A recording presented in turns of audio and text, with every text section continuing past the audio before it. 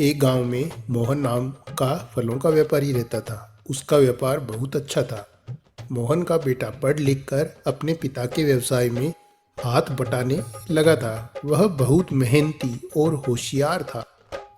मोहन की इच्छा थी कि उसके बेटे के लिए एक ऐसी लड़की मिले जो खूब मेहनती हो और उसे काम करने में आलस्य न आता हो।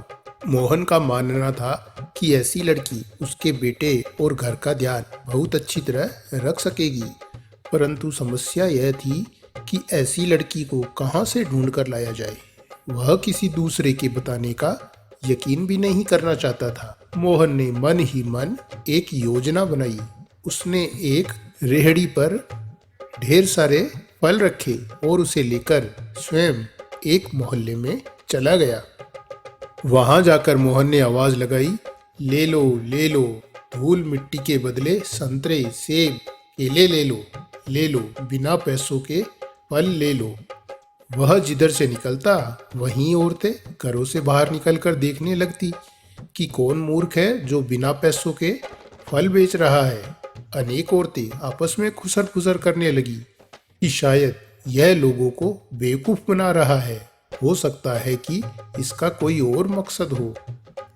उन औरतों ने आपस में तय किया कि उनमें से एक को जाकर फल वाले को आजमाना चाहिए। एक औरत ने फल वाले के पास जाकर पूछा, भाई, यह धूल मिट्टी का क्या चक्कर है? कितनी धूल मिट्टी में कितने फल दोगी? मोहन बोला, तुम जितनी ज्यादा धूल मिट्टी लाओगी उतने ही ज्यादा फल ले सकती हो। औरत को यकीन नहीं हुआ। वह फल वाले को रुकने को कहकर अपने घर में चली गई। उसने जल्दी जल्दी घर में झाड़ू लगाई, कोनों में से मिट्टी निकाली और फल वाले के पास पहुंच गई। फल वाले ने उसे ढेर सारे फल दे दिए। अन्य औरतों ने देखा तो उनमें फल लेने की होड़ मच गई। सभी औरतें अपने अपने घरों में झाड़ू लगाने लगी। खूब धूल मिट्टी उड़ने लगी। कोई थैला भर मिट्टी लेकर पहुंचा तो कोई बोरा भर। सभी औरतें व लड़कियां खुश थी कि कोई बेवकूफ उन्हें धूल के बदले मुफ्त में फल दे रहा था। तभी एक लड़की फल वाले के पास पहुंची। फल वाले ने देखा कि वह खाली हाथ आई है तो उसने पूछा, क्या तुम्हें फल नहीं चाहिए?